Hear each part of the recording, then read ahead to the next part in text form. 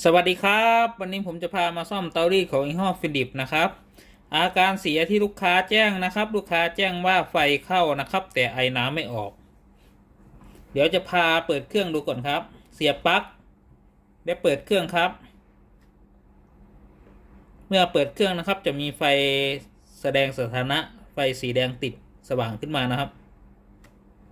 ตัวนี้ปรับเป็นไอน้ำสูงสุดนะครับ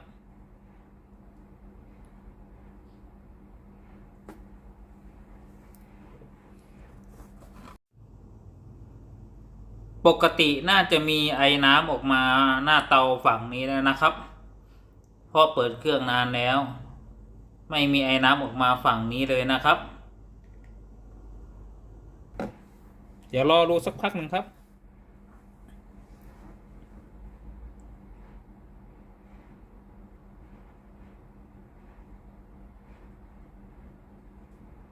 อาการเสียตามที่แจ้งนะครับไอน้ำไม่ออกเปิดใช้งานสักพักหนึ่งแล้วนะครับเดี๋ยวจะพาแกะดูด้านในเครื่องนะครับปัญหาที่ไอน้ำไม่ออกเกิดจากปัญหาอะไรนะครับก่อนแกะเข้าไปด้านในเครื่องให้ถ่ายน้ำทิ้งก่อนนะครับนำแท้งน้ำออกก่อนครับ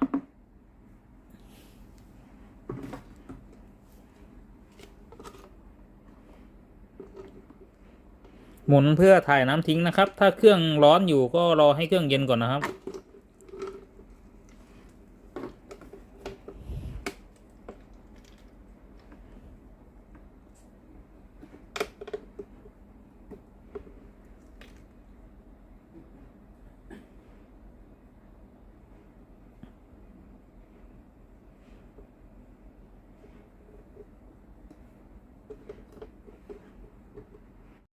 ขั้นตอนแกะเครื่องถอดน็อตสกรูใต้ฐานเครื่องออกครับ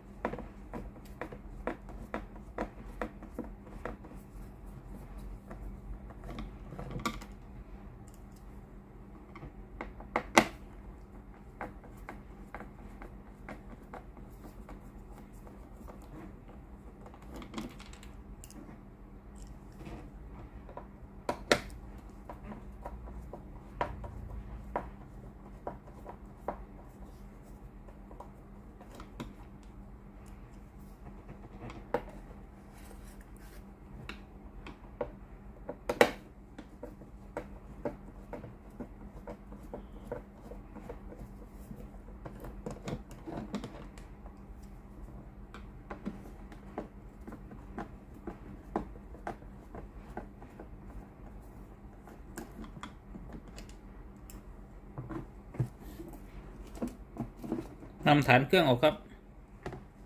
เมื่อแกะเข้ามาด้านในของตัวเครื่องไงนะครับ ก็ดูสภาพหม้อต้มนะครับตัวนี้น่าจะมีน้ำรั่วไหลแล้วก็น้ำซึมนะครับด้านในขึ้นขี้เกลือหมดเลยนะครับตรงฮีเตอร์หม้อต้มตัวนี้แน่นอนนะครับต้องเปลี่ยนในส่วนของฮีเตอร์หม้อต้มก็คือตรงที่ผมวงไว้นะครับเปลี่ยนยกชุดนะครับในส่วนของตรงนี้ก่อนที่ผมจะพา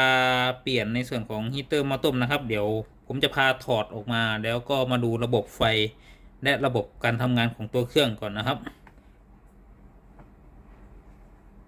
ถอดน็อตออก2ตัวครับ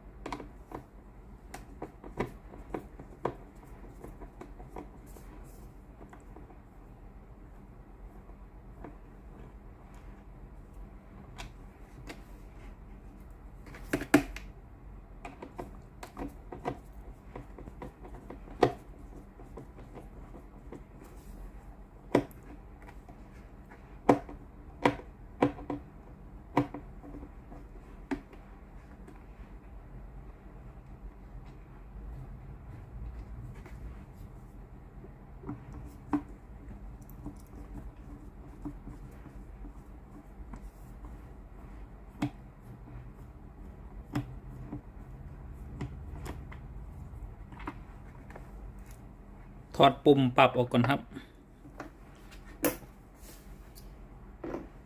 ถอดน็อตอีก2ตัวครับ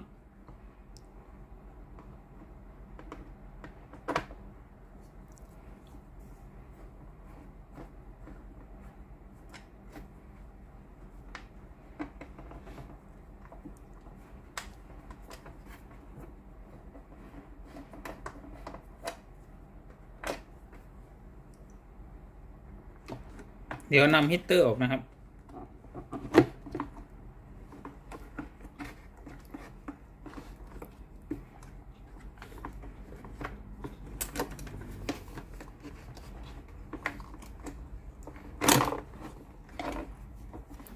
ถอดสายไอ้น้ำออกก่อนครับ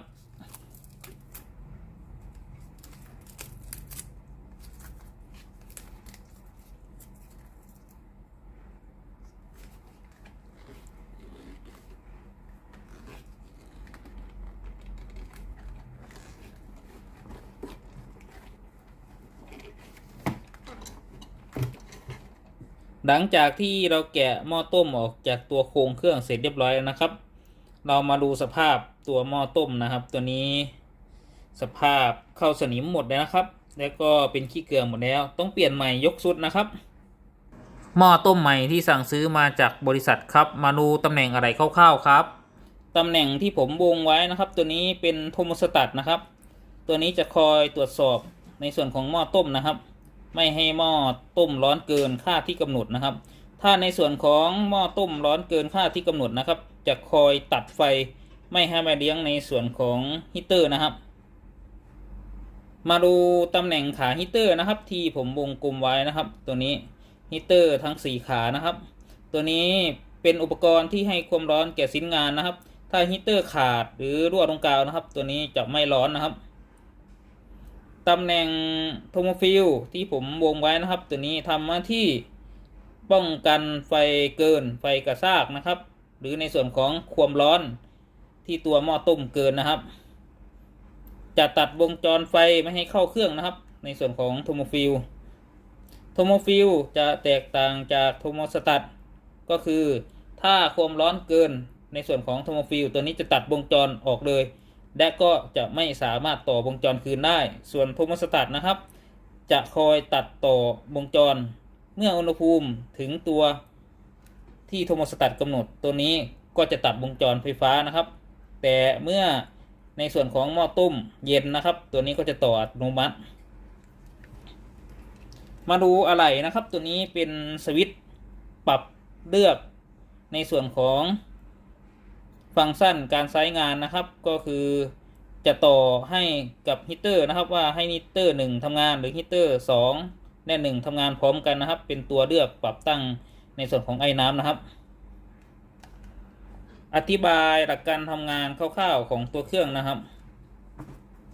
เมื่อเราเสียบปลั๊กไฟ220 โวลต์นะครับก็คือไฟบ้านนะครับไฟจะต่อมายังจุดซ็อกเก็ตฝั่งนี้นะครับเข้ามาที่สายสีน้ำเงินนะครับ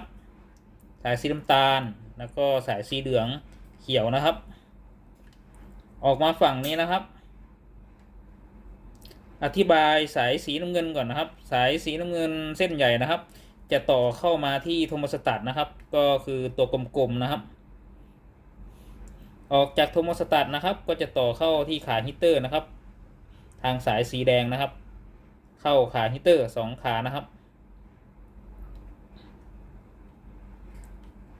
สายสีน้ำเงินเส้นเล็กนะครับส่วนหนึ่งนะครับฝั่งนี้นะ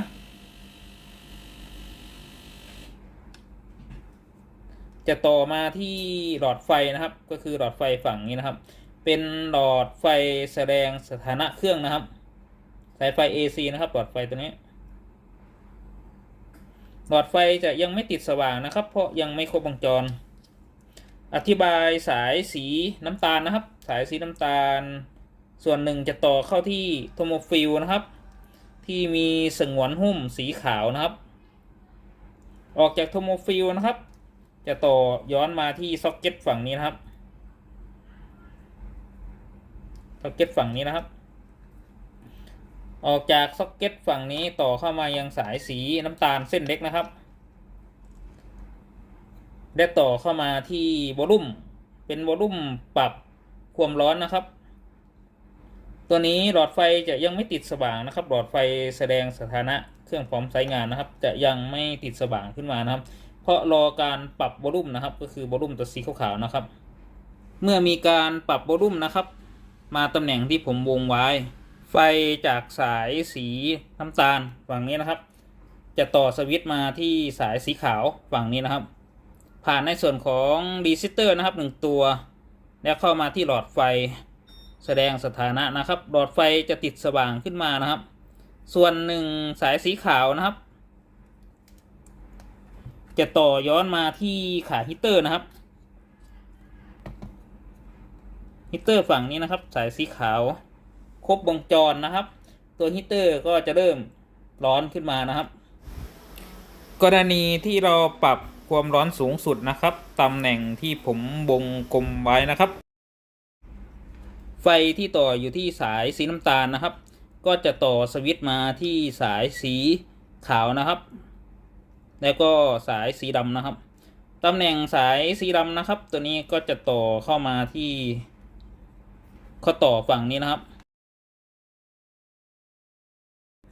ออกจากข้อต่อนะครับก็จะต่อมายังขาฮีตเตอร์ฝั่งนี้นะครับ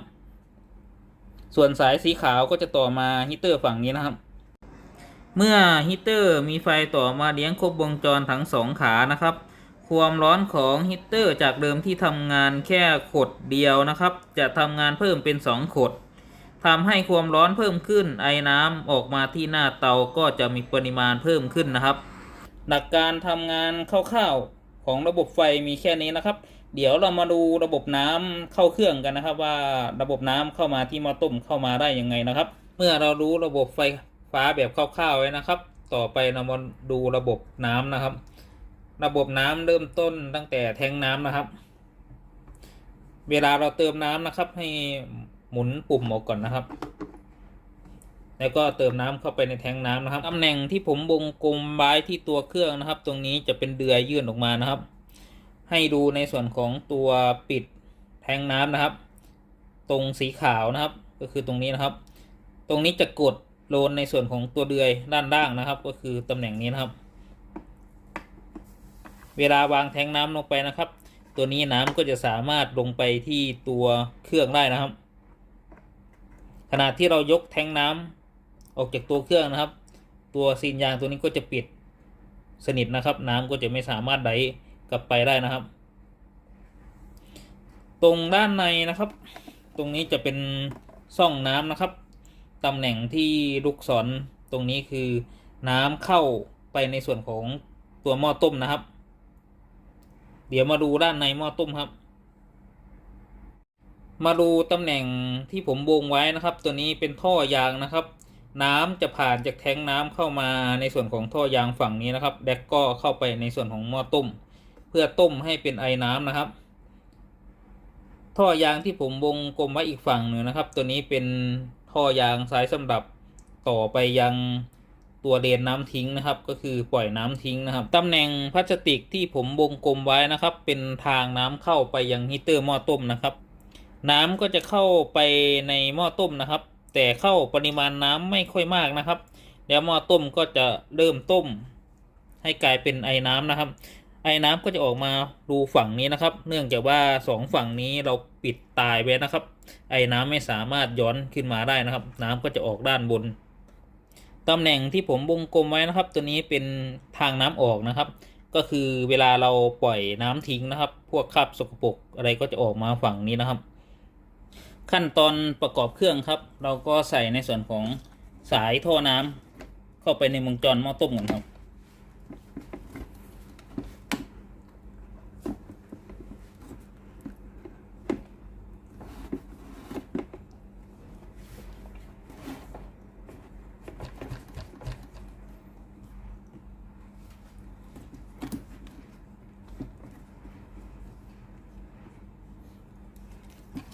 จากนั้นพันด้วยผ้าเต็ปครับ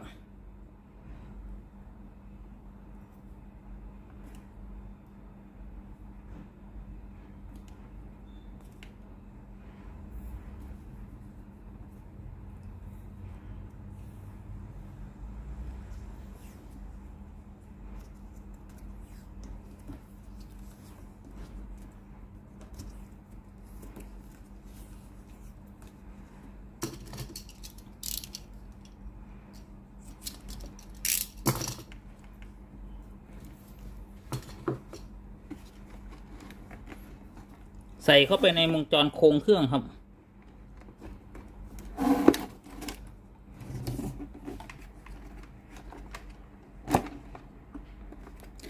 ใส่สายท่อน้ำนะครับที่เข้ามาที่หม้อต้ม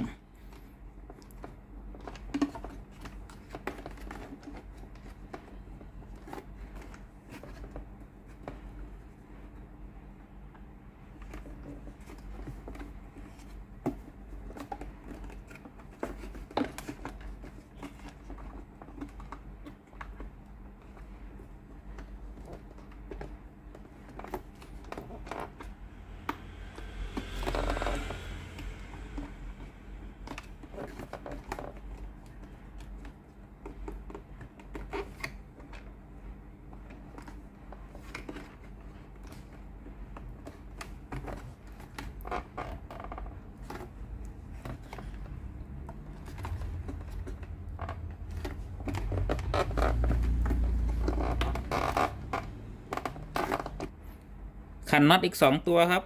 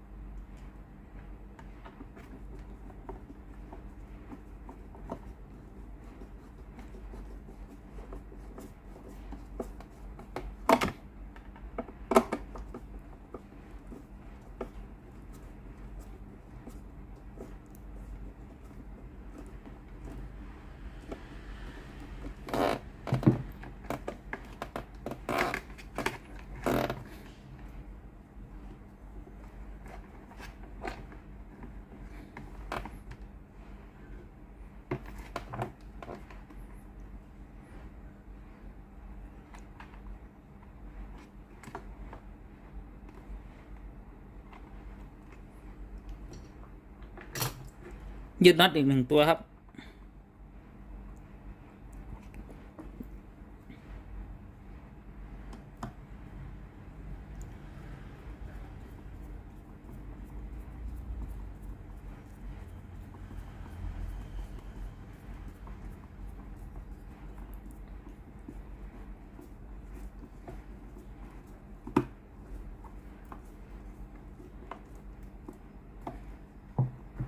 ล็อกสายไฟให้เรียบร้อยครับ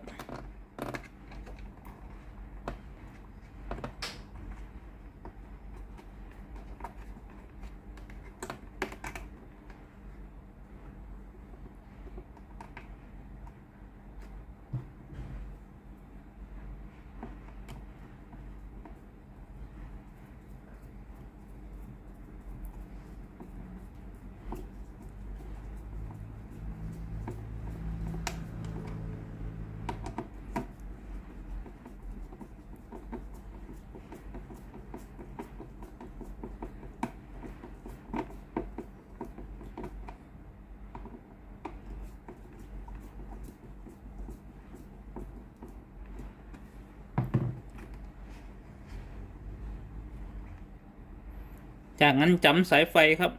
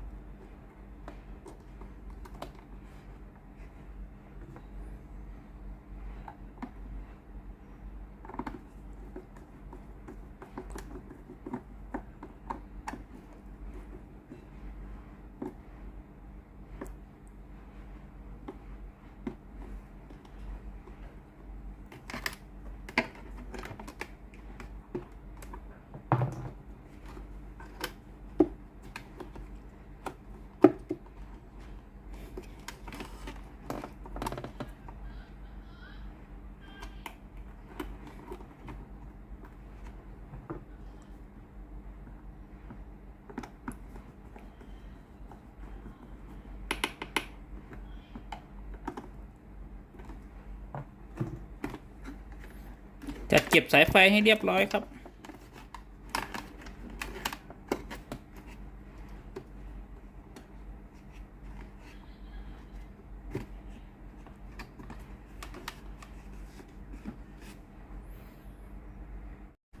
ประกอบโครงฐานเครื่องครับ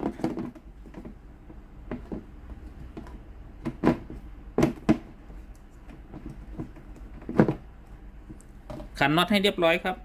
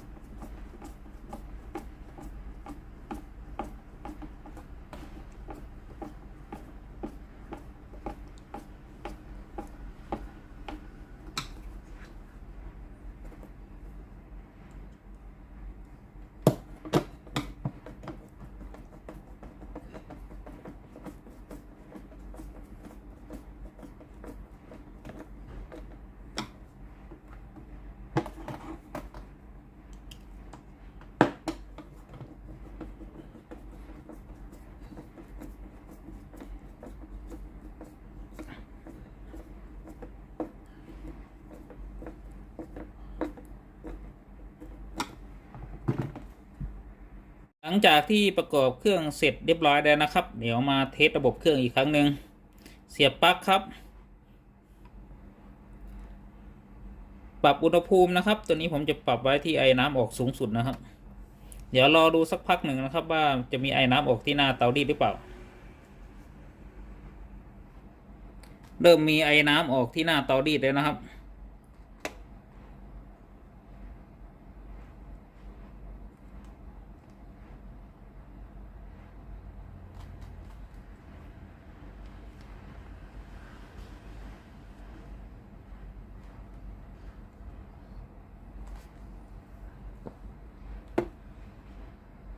สรุปอาการเสียของเตารีดยี่ห้อฟิลิปนะครับอาการเครื่องเปิดติดปกติไอ้น้ำไม่ออกนะครับมีอะไรเสียนะครับคือฮีตเตอร์นะครับขอบคุณครับที่รับชมคลิปวิดีโอครับขอบคุณมากๆครับเจอกันใหม่คลิปหน้าครับสวัสดีครับ